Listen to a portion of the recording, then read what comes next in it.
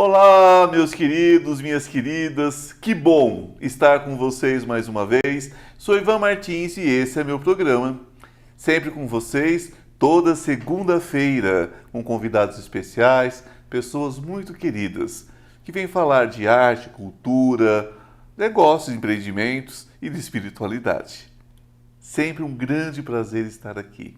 E hoje eu trago uma especialista em adolescência e escolha profissional, mestre em psicologia da saúde, pós-graduado em psicoterapia breve e em psicoterapia psicanalítica, presidente da Associação Brasileira de Estudo e Atendimento à Criança, Tariana, intercambista da IGE para a Índia e IGE para a Inglaterra, psicóloga, bruxa, sacerdotisa da tradição, ser divino, taróloga, numeróloga, kármica, angióloga, empresária, proprietária da confecção de roupas ritualísticas, a Divina Linha.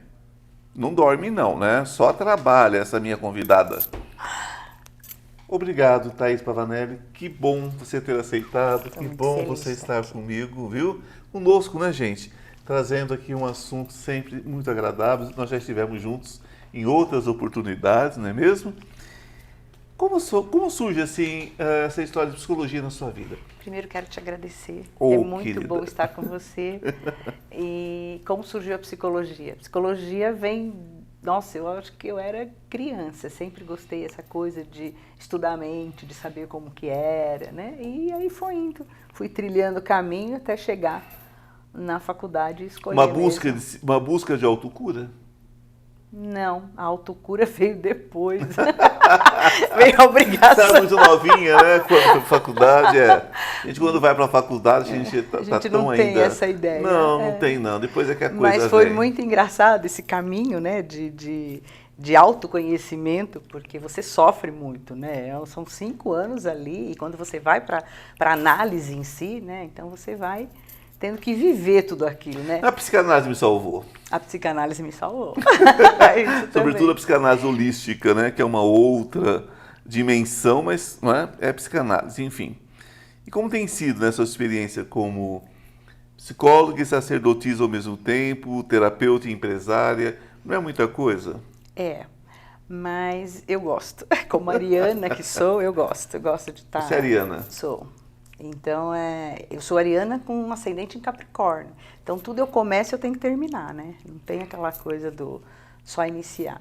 Mas é uma coisa muito gostosa. Foi o sacerdócio, né? A magia veio para minha vida. Sempre gostei muito. Mas o que acontece? Eu não tinha confiança em quem que eu podia aprender, como que eu devia fazer, essa coisa toda. E aí a gente vai falar também sobre isso. Quando eu fui para a Inglaterra, na terceira vez que eu estava lá, eu consegui ir para Stonehenge. E lá eu pedi para a deusa. Eu gostaria de encontrar um lugar ou uma pessoa que eu confiasse. E foi aí que eu comecei em 2009 a participar da escola esotérica e da tradição Ser Divino. E aí foi indo. E daí, para o Divino Podcast, foi um pulo? Não foi um pulo. São anos de estudo, anos de batalha. E para mim sempre ficou uma coisa assim, a bruxaria tem muito a ver com a psicologia. Você Sim. não tem o poder se você não se conhece. Né? Então a psicologia me ajudou muito a entender todo esse lado da magia. Essa história da Inglaterra para você, você tem consciência de onde vem essa ligação? Eu sempre quis conhecer 3 países. Sim. Inglaterra, em primeiro lugar, porque eu sempre gostei dessas coisas dos celtas, né? A lenda do rei Arthur, aquela coisa toda. Então, eu sempre li muito sobre isso, sempre gostei muito. A Índia e a Tailândia. E a Índia, a Inglaterra veio em primeiro lugar, fui estudar lá, e depois, então assim, aí me aprofundei mais. Aí depois veio o intercâmbio para a Índia, então eu pude conhecer a Índia, e nessa viagem eu tive uma surpresa muito, muito grande. Eu conheci uma santa em vida. A gente teve uma reunião com a Madre Teresa de Calcutá. Olha só. E para mim foi assim o ponto marcante na minha vida. E você gostou da Índia? Você gosta da Índia? Eu gosto da Índia. Eu gosto. Não se decepcionou? Não, em nenhum momento. Como você acha que fica a questão da espiritualidade e ao mesmo tempo das castas? As castas, na época que eu fui, ainda eram muito rígidas. A espiritualidade deles é muito grande, mas assim, eles acham, né, que tudo está ligado à espiritualidade. Ah, então se eu sofro, se eu tô desse jeito, é porque, né, os deuses, né, trazem desse jeito. Mas existe sim, e todos são religiosos, todos são. Mas... E lá você não tem, a gente pensa no hinduísmo, a concentração maior ali é o islamismo, né? É o pessoal... mas no sentido de castas é o hinduísmo. É o hinduísmo. É hinduísmo. É o hinduísmo. Mas eles têm. E por incrível que pareça, os brahmanes, por exemplo, são todos brancos. Eles são todos brancos, são diferentes dos outros. Nem tanto, nem tanto. Tem uma diferença, né, vamos chamar assim, de tom de pele, existe, mas é porque eles são muito judiados, né? Então a gente vê essa distância mesmo, isso existe. Eles são mais altos, são diferenciados, no sentido de é como se fosse um outro povo que se apropriou ali também, né? A história da Índia, ela é bastante complexa. Eu estive na Índia, eu estive um período na Índia, e assustei muito com isso, né? Porque eu achei que dentro da espiritualidade eles se afastam muito da base do amor. Eles se afastam muito. São extremamente preconceituosos com muitas coisas, são machistas, são sexistas.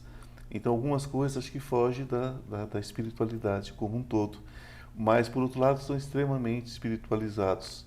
Ou, pelo menos, eles estão doutrinados, talvez. Eu acho que sim, eu acho que tem um pouco disso, aquela coisa do Deus que vai castigar. O Deus que vai castigar. O Deus que vai castigar. E olha quantos deuses para castigar, né? Nossa, tem muitos. Quantos deuses para castigar, porque se nasce uma criança com 4 braços, já vira Deus, um Deus vive e acabou, né? Tudo é Deus para eles, é complicado. Eles então, veneram, estão certos, né? Porque quando eu saúdo com o Namastê, é exatamente isso. O Deus que habita em mim saúda o Deus que habita em você. Então, a base da minha referência de amor seria o que eles pregam, né? Com essa questão do Deus que habita no outro. Mas, ao mesmo tempo, essa diferença. São dualidades? São dualidades, mas assim, em termos de castas, né? Você estava falando a questão deles serem mais altos e tal, também não existe isso. O que existe é aquele que foi estudar, aquele que foi... E ali, a maior parte das pessoas que tiveram contato com os estudos são todos PhD, que tem menos ali pós-doctor, né? Então, eles estudam muito. Você vê, eu fui para lá em 96. Eles já estavam com celular, já estavam com telefone celular. E a gente aqui numa fila, esperando quando que o nosso telefone ia chegar. É uma outra estrutura. Existe uma...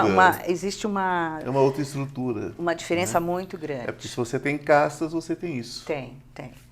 Então o casamento ainda é feito pelo mapa astral, entendeu? Ainda tem essas coisas. Eles são bem complicados com isso, né? O único lugar com referências tão rígidas que eu vi foi a Romênia. Antes de cair a cortina de ferro, eu estive lá com um religioso. E na Romênia, se você tivesse a infelicidade de passando numa estrada e um homem do campo se ferisse e você era de fora, você morreria. Imagina. Porque você estaria amaldiçoada. Não é? Então, é bastante rígido. O leste europeu tinha muito dessas coisas. Sobretudo, né, no caso, a Romênia. Você está falando o casamento através do mapa, né? Mas nos perguntaram o seguinte, vocês que podem escolher, vocês que têm a liberdade de casar com quem vocês querem, por que vocês se separam tanto?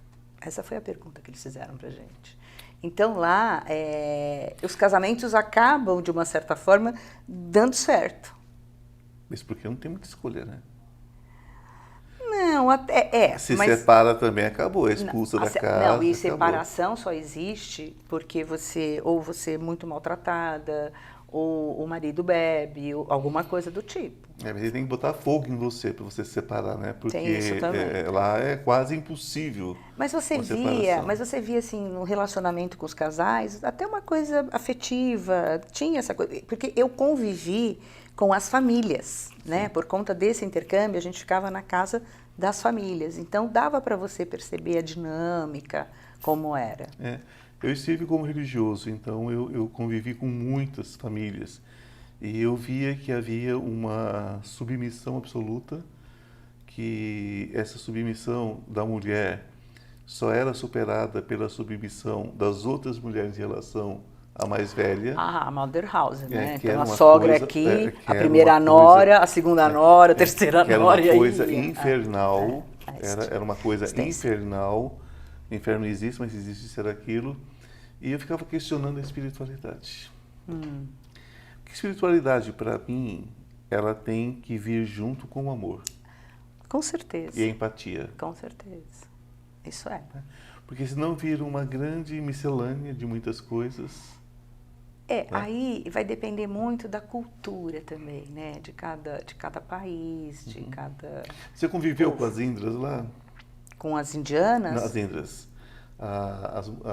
As mulheres trans Não. indianas. Não. Quando eu fui, não, a gente não teve esses contatos. As assim. Indras, elas são postas fora de casa, muito novinhas, e elas vão com o templo. Não. E lá elas viram a bênção e a maldição. Ah, com certeza. Então, quando elas vão, elas se esmolam para ganhar dinheiro, e geralmente em cima de casamentos, né? Então, se não derem um bom dinheiro... A mulher ali, ela que paga o dote, né? Então, é uma coisa assim, bastante complicada. Bom, gente, assunto, né? que não falta aqui. Dois que falam bastante, bom, né? Coisa boa quando receber uma convidada tão inteligente como essa. Mas vamos dar um intervalozinho, daqui a pouco a gente volta. Um beijão. Deixa o sol entrar. Estou com uma novidade muito legal para vocês. Você sabia que o tarô pode mudar a sua vida? E muda. Nós temos uma lâmina muito especial entre os 22 arcanos maiores que fala sobre essa questão de cair e subir, não é? Que todos nós temos quedas na vida. O importante é saber como subir rapidamente. Então, esse curso dos 22 arcanos maiores que eu estou oferecendo a vocês por um preço muito legal e de fácil acesso, de fácil entendimento, ele traz dicas, ele traz insights de como você se recuperar rapidamente. Não importa em que situação você esteja, não importa se é emocional, se é material, se é espiritual.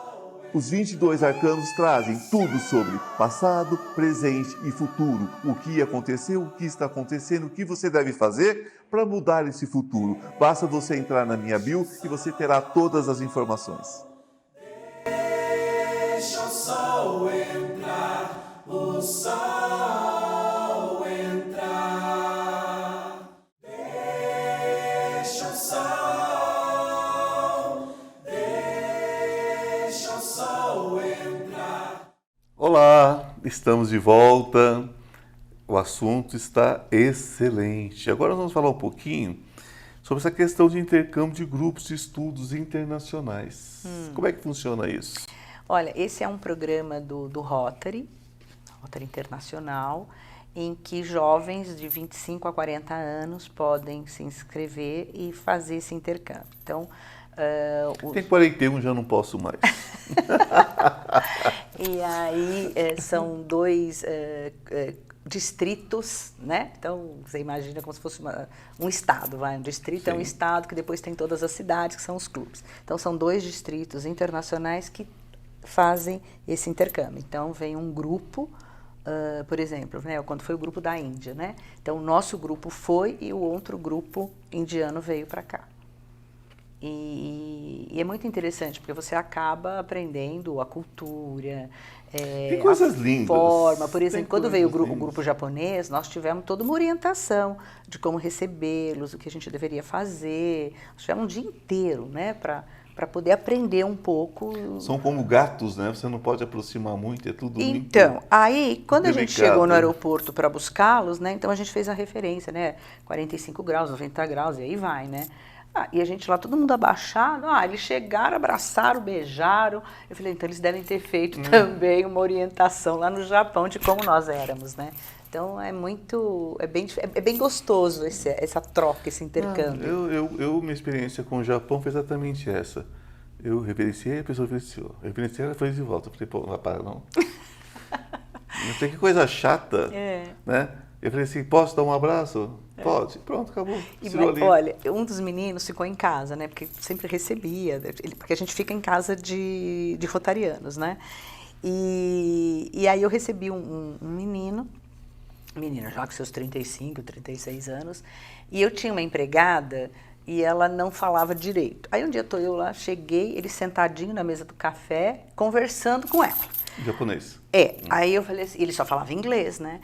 Aí eu perguntei, eu falei, o que você está fazendo? Eu estou dando uma receita do bolo, ele gostou do bolo, eu falei, mas como que você está dando? Então era tudo por mímica. Então o legal é que você se comunica com o mundo de todo jeito, é só querer. Depende da percepção de cada um. Sim, Né? e ele lá anotando, e ela mostrava o pacote do leite, a farinha, a quantidade, ela punha, sabe? Então, e da disponibilidade. Exatamente. E o brasileiro tem que ser realmente, o brasileiro precisa ser estudado, né? Pesquisado. E eles, Porque nós somos o único país que tem essa disponibilidade.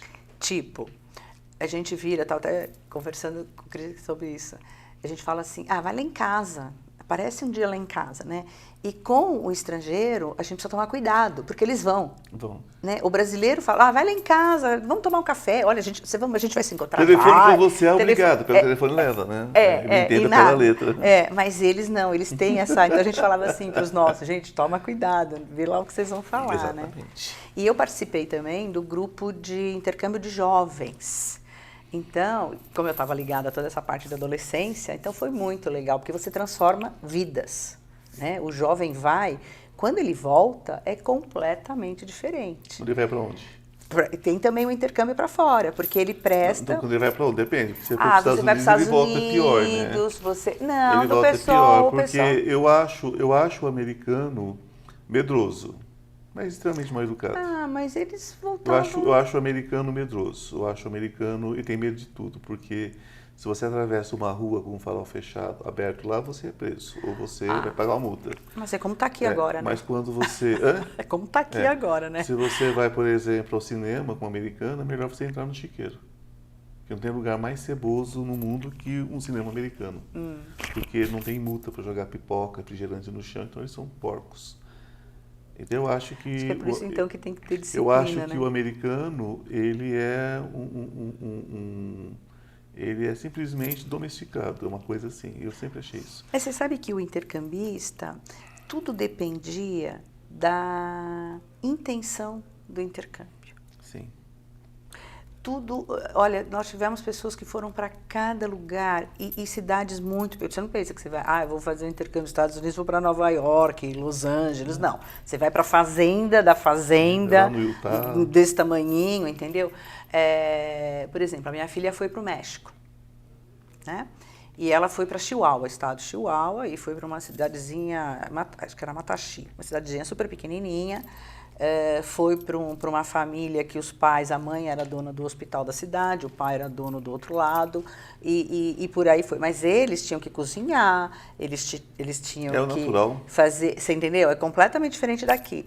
E aí um dia eu liguei e falou assim, mãe, a minha mãe tá chama de mãe e pai, né?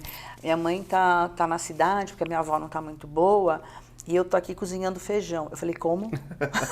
Eu falei, onde você aprendeu a cozinhar feijão? Então, é aquela coisa que você aprende. Quando o jovem sai, tchau, daqui a um ano a gente volta, né? Daqui a um ano eu tô voltando, né?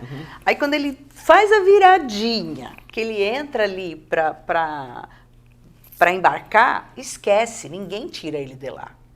Ele entrou, ele está por conta própria. Então, isso faz a diferença no intercâmbio do jovem. Ele está por conta própria. Ele se defende do que ele tem que fazer. Então, esses jovens que foram com uma intenção legal, quando retornaram, nossa, porque vão retornaram aprender, outras, né? vão. Porque se você não arrumar a tua cama, você vai dormir no lixo. Se você não juntar as tuas coisas, vai ficar jogada. Se você não fizer a tua comida, você vai ficar sem comer. Então aprende. Aprende. Né? Agora, dizer que o americano é educado, eu acho questionável, porque eu tive experiências horríveis com americanos quando bebem, por exemplo. É um dos povos que menos sabe beber no mundo. Eu acho horríveis. Mas tem outros também. Eu acho horríveis, horríveis. Tem Os outros ingleses, também. né? Os ingleses, os irlandeses. Os irlandeses, mas é tudo a mesma origem. Os brasileiros. É tudo a mesma origem. Eu acho que o brasileiro ainda é mais educado ainda, principalmente lá fora. Você não vê dificilmente você vê um brasileiro dar problema em algum outro país. O americano, ele chega aqui e ele acha que ele pode fazer o que ele quer. E ainda vai dar lição de moral em você, que tentar ensinar você a ser civilizado. Então eu acho que o americano não é isso tudo, não. O estadunidense, né? Porque americanos somos todos, né? Somos todos. Eu acho que o estadunidense não é isso tudo, não, sabe? Eu acho que tem muito a aprender. Nós estamos falando de adolescentes, vamos falar de adolescentes, os nossos adolescentes. Você é especializada. Como é que você acha que caminha a adolescência? Nossa, perdida. Alguns têm uma direção, eu sempre falo, né? Tem sempre a forma de você carregar. A adolescência, ela é uma fase muito difícil. Eu acho que é a fase mais difícil que o ser humano passa, né? Por conta dele ter que elaborar os lutos dele pelo corpo, pela família, pela identidade dele. Os pets que já foram. Né? Então, assim, é uma fase complicada, porque ele vai passar por vários ritos de passagem, né? E muitas vezes os pais não estão preparados para isso. Os pais não fizeram os ritos? Então, os pais fizeram os ritos, mas será que passaram pelos ritos? Será que essa elaboraram é que é a questão. os Não, ritos? porque você né? fazer um rito, você passar por um rito, você fazer um rito, ele depende de você ter um começo, um início e um término desse rito. Sim. Não é? O que é um rito, pessoal? Um rito, por exemplo, a menina de 15 anos, né? Que faz a festa, é apresentada para a sociedade, isso é um rito. A própria menarca, né? É outro rito de passagem. Para os meninos, né? A coisa quando começa a ejaculação, sim, né? sim. Tem isso. Quando você tem 18 anos, que você vai tirar a carta, ou quando você entra na faculdade, tudo isso é um rito de passagem. E que você se prepara antes para acontecer isso. Né? Então, para você entrar na faculdade, você tem que estudar, né? Para você tirar a carta também. Então, tudo tem, né? A gente tem muitos ritos de passagem com os índios, né? Isso é bem... É uma geração pontuado. com muitos direitos e poucos deveres? Muitos direitos e poucos deveres. Você vê hoje, eu chamo de... Na minha dissertação, né, de mestrado, eu falo sobre isso, sobre adultescência, né? É o jovem que ainda com uns 35 ou 40 anos ainda está em casa. Ele até trabalha, ele tem Não a vai vida sair mais, dele, né? Porque 40 anos já era. mas ele continua ali, por quê? Porque o pai paga isso, o pai paga, né? Ele não precisa pagar a casa, não precisa pagar água, não precisa luz, né? Nada disso. Então ele Mas continua já está numa ali. idade avançada para ser pai, Bem para ser avançada. mãe, para um monte de coisa, para iniciar um Não processo. assume a responsabilidade, né, disso. Quer dizer, não que seja obrigatório casar, ter filhos, nada disso, mas assim... Mas vai cuidar da sua vida, né, mas gente? ter a responsabilidade, né, de Vai si cuidar mesmo. da sua vida, ganhar o seu dinheiro, comprar a sua própria casa, Sim. ou alugar a sua própria casa, cuidar da sua vida. Ter o seu espaço, né, pelo porque menos. a natureza é o seguinte, se um passarinho fica muito tempo no ninho, a mãe dele dá uma bordoada, joga ele fora, vai voar, meu filho, vai se virar. Vai se virar. Não é?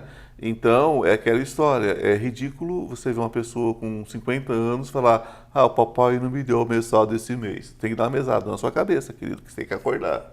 Com certeza. Né? Uma E olha, mesada nas costas para você acordar, porque tá na hora de você cuidar da sua vida. em todas as fases sociais, tá? Sim. Não tem... A sociedade como um todo tem esses, né? Essas coisas. Pois é, porque tem o rito também do pai e da mãe falar, eu terminei minha missão. Então, isso eu acho legal no americano. O americano fala assim, querido, a partir de Tchau. agora, até logo, a vida é sua. Você vai para uma universidade, até a universidade eu pago. Depois disso, acabou, né? Nem isso, às vezes a pessoa ganha bolsa de estudo e por aí vai, né? Melhor para ela, porque o pai tem que ser rico para ir para a faculdade, sem bolsa, né? É, sem bolsa, sim. Mas existe, né, Claro. também os outros Claro. programas ali. Mas ele encerra ali. E tanto é que ele muda de estado. Né? Que é o melhor. Então eu acho que os americanos têm Nesse têm ponto eu acho tem um ponto fantástico. fantástico, sim, Tem, também tem, acho. tem. Porque a nossa cultura é mais pela Europa. A Europa ainda tem essa retenção dos filhos, os italianos, os espanhóis, sim. os O portugueses, latino, né? o latino de uma forma Principalmente os geral, latinos. né? Mantém esses filhos mais tempo dentro de casa. Você acha que amar é libertar? Eu acho. E libertar às vezes dói, né? Então. Que tem que cortar o umbigo dos dois lados, né? Tem, Dói na mãe, tem. dói no Dói filho. na mãe, dói no filho. Dói na mãe, dói no filho. Você sabe que a melhor coisa que meu filho fez foi ter ido embora. Ter ido para Santa Catarina. Ele se libertou de mim. Não fui eu que me libertei dele. Mas ele conseguiu, ele catou as coisas dele e foi embora. É, porque há momentos, né? Catou. Amar é um processo de libertação. Quando nós dizemos assim, olha, é meu, me pertence, está grudado em você. Acabou. Depois reclama, não é? Quando esta mesma pessoa, essa mesma criatura, ou esse objeto, que é o que se transforma uma pessoa quando não tem liberdade, não tem como sobreviver. Aí vai sim, aos 50 anos, puxar a tua orelha, perguntar se você não tem dinheiro para ele sair, vai ficar até bravo com você, porque você ensinou a vida inteira isso. Então, gente, vamos desapegar mais cedo, né? Com certeza. Vamos Melhor desapegar coisa que mais tem. cedo, porque eu vejo muitos pais reclamando dos seus filhos. Mas se atreva a dizer para alguém que ela tem que desapegar do filhinho de 30 anos. Vai voar em cima de você com 2 voadeiras, né? Daquelas bem braba. Porque o filho é meu, eu faço o que eu quero. Depois também, viva com aquilo que você criou. Sim. Conviva com aquilo, que a responsabilidade também é virou sua. aquilo lá. Então, gente, vamos repensar, né? Sobre amar. Não é isso? Com certeza. Acho que esse é um canal. Amar é crescer, Crescer. amar é sofrer, Exatamente. amar é se dedicar. Gente, a nossa amiga tem uma loja fantástica. Qual é o contato? Como é que é? Divina Divina Linha. Linha. Qual é o contato para a gente entrar em contato Olha, com você para todas as coisas? Tudo. Barba, cabelo e bigode, tudo. Tudo. Vocês Vamos lá. podem entrar em contato pelo WhatsApp 11 9 8876 3319, pelo Instagram A Divina Linha e no Facebook Divina Linha. É isso aí. A gente responde, viu? Sempre juntos, né? Sempre juntos. Querida, gratidão. Então, muito obrigada. Gratidão a cada um de vocês, né, por estarem conosco. Namastê. Um beijo no coração e que a luz esteja com vocês. Deixa o sol entrar.